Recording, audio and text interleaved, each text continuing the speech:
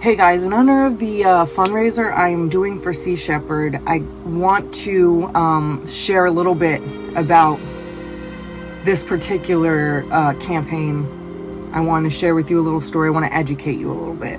So if you don't know, dolphins are extremely family-oriented animals. They tend to stay with their families their entire lives. These families are known as pods, and there are instances where these pods will join together to form super pods, which are hundreds and hundreds of dolphins traveling together, and it's a beautiful sight, and it's an amazing thing to see. It's just, they're free, they're traveling through the ocean. Unfortunately, for the super pod that I'm about to tell you about, they were swimming past a town called Taiji on the coast of Japan.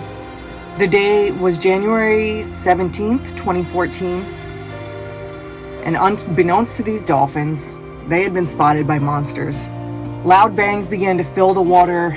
Panic ensued as the dolphins were surrounded.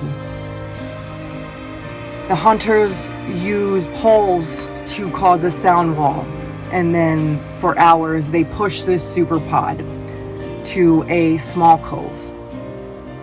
Once in the cove, the animals are netted in, and there is no escape.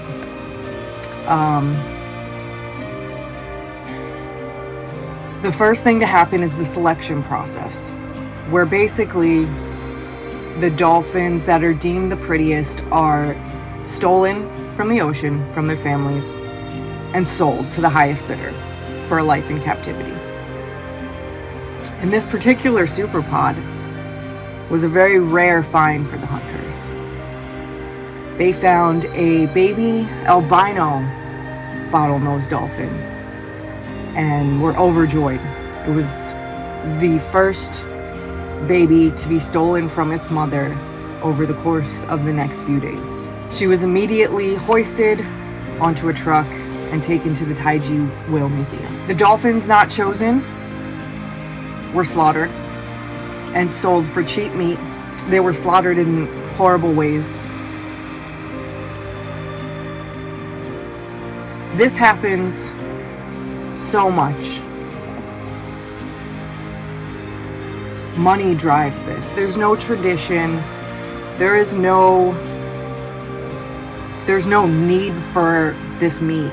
This meat is full of mercury, but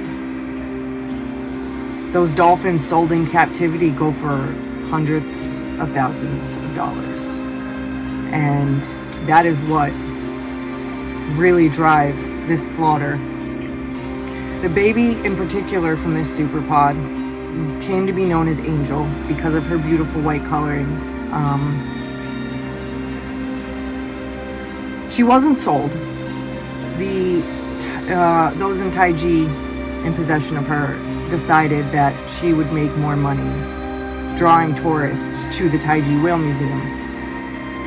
Ever since the day she was captured, she has been in a small chlorinated tank with other dolphins, not able to do anything more than swim in circles, float restlessly at the top of the tank, and she's barely able to open her eyes because of the overchlorination of the water. This is going to be the rest of her life. This is the life for many, many animals like her. This can end. Every year, Sea Shepherd has cove guardians that document this horror. And as more and more people learn about it,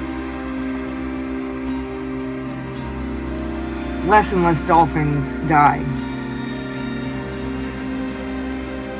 We as Sea Shepherds are actually considered eco-terrorists in Japan because of our missions to save ocean life. We still fight for them.